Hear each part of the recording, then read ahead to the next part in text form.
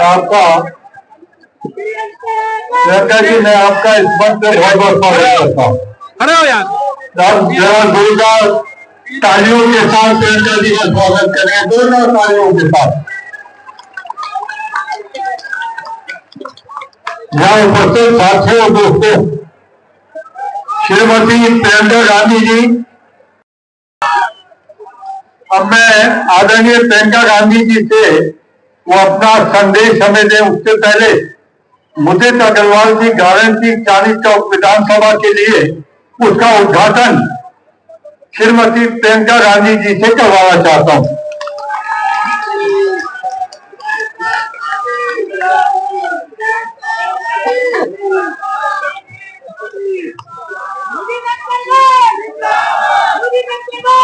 अब मैं श्रीमती प्रियंका गांधी जी से जरा झंडे हिलाए, जरा जोरदार स्वागत करें उनका।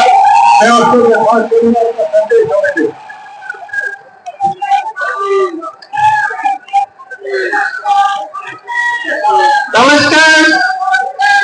मंच पर विराजमान सभी कांग्रेस के नेतागण, श्री काजी निजामुद्दीन जी, श्री मुदित अग्रवाल जी, श्री जेपी अग्रवाल जी, विद्युत चौधरी जी, श्री हरवन यूसुफ जी और कांग्रेस के अन्य नेता कार्यकर्तागण, आप सबका इधर बहुत बहुत स्वागत है इस मीटिंग में। मेरे बहनों, मेरे भाई, सबसे पहले तो आपका ही सबसे बड़ा स्वागत।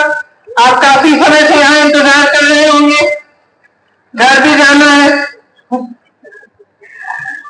कम से कम आज गर्मी नहीं है तो आप इंतजार कर रहे हैं, इसलिए मैं कुछ खास बातें आपसे करने के लिए यहाँ आई हूँ।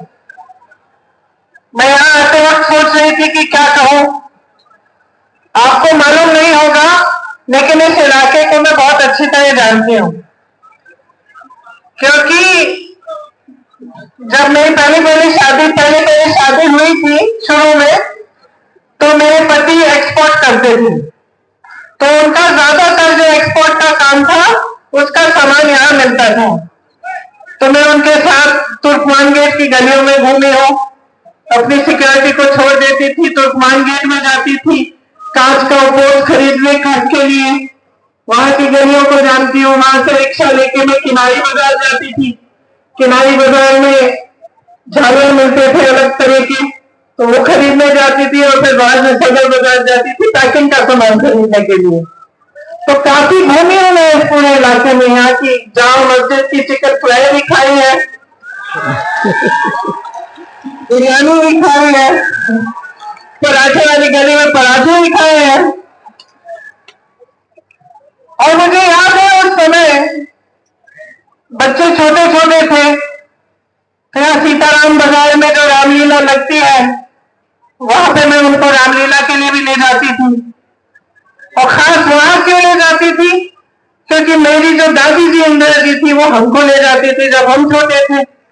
और मुझे एक बात याद है उस समय कि उस रामलीला में सब धर्म के लोग आते थे, सिर्फ आते नहीं थे, उसमें भाग भी लेते थे।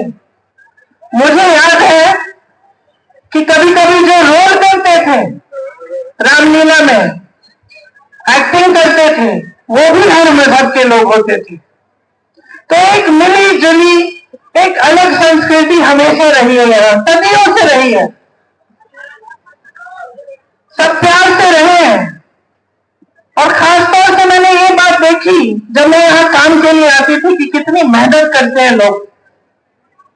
यहाँ की गलियों में जो छोटी छोटी दुकानें थी, जो अपना जुगाड़ करके अपनी मेहनत कर करके आगे बढ़ रहे थे, अपने बच्चों को पढ़ा रहे थे, अपना जीवन बनाने की कोशिश कर रहे थे। कई लोग दिल्ली के ही थे, खासतौर से यहाँ पुरानी दिल्ली में, लेकिन कई लोग बाहर से ही पलायन करके आते थे। यूपी से खास तौर से लोग आते थे यहाँ, और यहाँ पर बस जाते थे।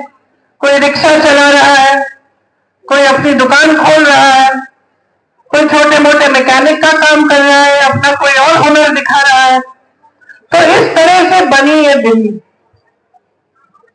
और यहाँ हमेशा सदियों से हुनर वाले लोग आए, वो लोग आए जो अपना जीवन बनाना चाहते थे, जो सोचते थे कि हाँ, बड़े शहर में आकर हमारा भविष्य मजबूत होगा। आज भी देश का केंद्र है, देश की राजधानी है, दुनिया की सबसे बड़ी शहरों में से एक है। यहाँ जितने लोग रहते हैं, यूरोप के कुछ देश हैं, उनमें इतने लोग नहीं रहते जितने दिल्ली में रहते हैं। तो इसे एक मिसाल बनना चाहिए था। हमारी दिल्ली, हमें गर्व होना चाहिए था इस पर। यहाँ की सड़कें पूरी दुनिया में मशहूर होनी चाहिए थी। यहाँ की पाठशालाएं, यहाँ का जो इंफ्रास्ट्रक्चर है, पूरे देश को देखना चाहिए था कि भाई ये हमारी राजधानी है, इसको देखो, सबसे अच्छी राजधानी है। लेकिन जैसे समय चलता गया और अलग अलग तरह की राजनीति उभरती गई, वैसे हमने देखा कि विकास के काम, जो गरीब है, जो मुसीबत में है, जो मुश्किल में है, जो लोग गांव-गांव से, अलग प्रदेशों से, या यही दिल्ली के लोग अपना हुनर बनाने के लिए, उससे कुछ कमाने के लिए, अपने जीवन को मजबूत करने के लिए आते हैं, उनको कोई नहीं पूछ रहा है। आज परिस्थितियां ये है कि यहाँ पे दिल्ली में खास तरह की दो राजनीति चली। पहले 10 साल से तो आपकी है, आम आदमी पार्टी की। उससे पहले शीला दीक्षित जी थी, भाजपा थी। अब शीला जी की राजनीति अगर आप देखें तो बहुत स्पष्ट है कि शीला जी ने काम क्या किया, बहुत स्पष्ट है। हर एक दिल्ली वाले को मालूम होगा।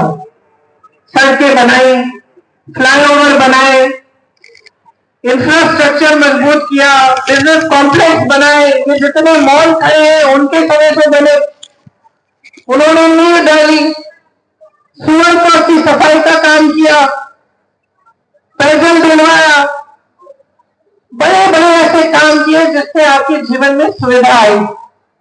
विकास पर उनकी नजर केंद्रित रहती थी, दिन रात काम करती थी। फिर क्या हुआ? आम आदमी पार्टी वाले केजरीवाल जी आए, उन पर खूब सारे भ्रष्टाचार के इल्जाम लगा दिए।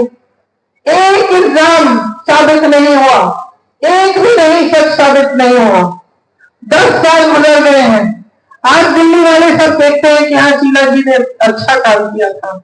एक वही थी जिन्होंने दिल्ली की तरक्की की, और इनकी सारी बातें खोखली निकली। जो राजनीति एक दूसरे से लड़ाती है, वो सिर्फ अपने स्वार्थ के लिए काम करती है। भाजपा की यही राजनीति, यही विचारधारा हमेशा से रही है। हर धर्म को एक दूसरे से लड़ाना। क्यों? आपने कभी सोचा इससे किसका फायदा होता है? आपका तो फायदा हो नहीं रहा है। जो गरीब है उसका फायदा तो कभी हो ही नहीं सकता। जो व्यक्ति संघर्ष कर रहा है उसका फायदा कभी हो नहीं सकता। सिर्फ और सिर्फ इन नेताओं का फायदा होता है। जो नेता भाई भाई से लड़ाता है, सिर्फ स्वार्थ साधने के लिए काम करता है। जो नेता झूठे आरोपों के आधार पर, झूठ के आधार पर आगे बढ़ता है, वो सिर्फ अपना ही स्वार्थ साध रहा है। आपने दोनों को देखा है। मोदी जो आते हैं, भाषण देते हैं, क्या कहते हैं? 80% उनका भाषण जो होता है दूसरों की आलोचना में खत्म हो जाता है।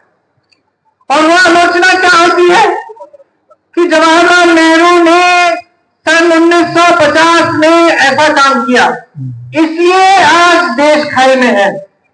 ऐसी बात करते हैं ना। हर चीज का दोष जवाहरलाल नेहरू जी को देते हैं। दूसरी तरफ केजरीवाल जी क्या भाषण देते हैं कि मोदी जी की वजह से कोई काम नहीं कर पा रहे हैं, तो मोदी जी को जवाहरलाल नेहरू जी मिल गए, केजरीवाल जी को मोदी जी मिल गए, कोई अपनी जिम्मेदारी नहीं ले रहा।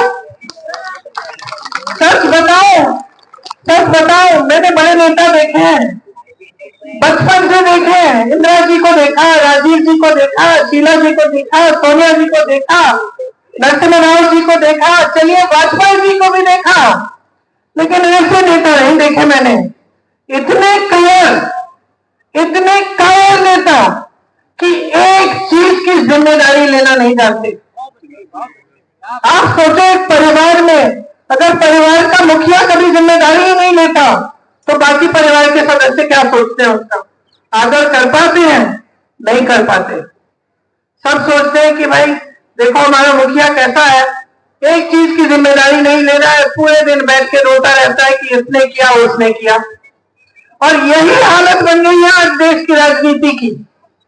आज देश की राजनीति में कोई ऐसा नेता नहीं रहा भाजपा में या आम आदमी पार्टी में जो अपनी जिम्मेदारी ले कि हाँ भाई हमारी जिम्मेदारी थी कि हम दिल्ली को विकसित बनाए, कि हम यहाँ की सड़कें ठीक करें, कि हम पानी पहुंचाए घरों में, कि हम सीवर की सफाई करें, कि हम ये जो यमुना नदी है इसकी सफाई करें।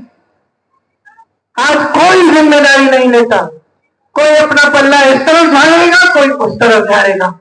ये नेता नहीं होते बहनों और भाइयों। नेता वो होता है जो आपके लिए खड़ा होता है। नेता वो होता है कि जब आप पर संकट आता है वो आपके साथ कंधे से कंधे मिलाकर संघर्ष करता है आपके लिए, जो आपकी समस्याओं को हल करने की पूरी कोशिश करता है। तो जो राजनीति आज चल रही है वो सिर्फ इन लोगों का जो राजनीतिक स्वार्थ है उसको साधने के लिए चल रही है। कोई आपके बारे में सोच नहीं रहा है आपके संघर्ष क्या है। आज संसद में बजट की चर्चा हुई, ठीक है, इन्होंने कहा मिडिल क्लास के लिए ये जो टैक्स का स्लैब है इसको 12 लाख तक कर दिया, 12 लाख तक मुफ्त है, टैक्स नहीं होगा, ठीक है। लेकिन कोई इनसे पूछ रहा है कि कितने लोग इस देश में, कितने लोग टैक्स भरने लायक हैं?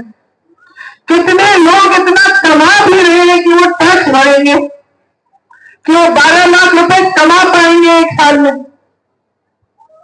मैं बताती हूं, 7 करोड़ लोग, लेकिन 135 करोड़ जनता टैक्स नहीं भर पा रही है। 135 करोड़ जनता इतना कमा ही नहीं पा रही है। आज आप सुबह उठते हैं, आपकी हर चीज पे जीएसटी का टैक्स है, हर चीज पे, घास मंजन पे है, दवाइयों पे है, स्कूल की वर्दियों पे है, मोजे जूतों पे है, किताबों पे है, हर चीज पे जीएसटी का टैक्स है। खासतौर से जिनकी छोटी छोटी दुकानें हैं, जो अपना छोटा बिजनेस चलाते हैं, वो समझ रहे हैं मैं बात क्या कर रही हूं, कि जीएसटी को लेकर किस तरह से छोटे बिजनेस भी खत्म होने के कगार पे हैं, क्योंकि हर चीज पे टैक्स है, हर चीज महंगी हो गई है। मैंने आपसे बात की जब मेरी शादी हुई थी, मुझे याद है कि 100 ग्राम का जो मक्खन है 12 रुपए का मिलता था, एक थैली दूध 7 रुपए की मिलती थी। आज बताइए, आज तो 75 रुपए से ज्यादा हो गया। इतना सब आप मक्खन खाते हैं, ब्रेड खाते हैं, चाय पीते हैं, कुछ भी लेंगे आज आप उस पर टैक्स भर रहे हैं। और कमा क्या है? हर जगह बेरोजगारी है, तमाम पद खाली पड़े हुए हैं। सरकारी पद आपको मालूम है 25,000 खाली है दिल्ली में, केंद्र की सरकार के भी पद खाली है। अब बेरोजगार बच्चे हैं। देखो आजकल वो जमाना नहीं है कि आप अपने बच्चों को पढ़ाएंगे लिखाएंगे नहीं, कि अगर आप छोटा कारोबार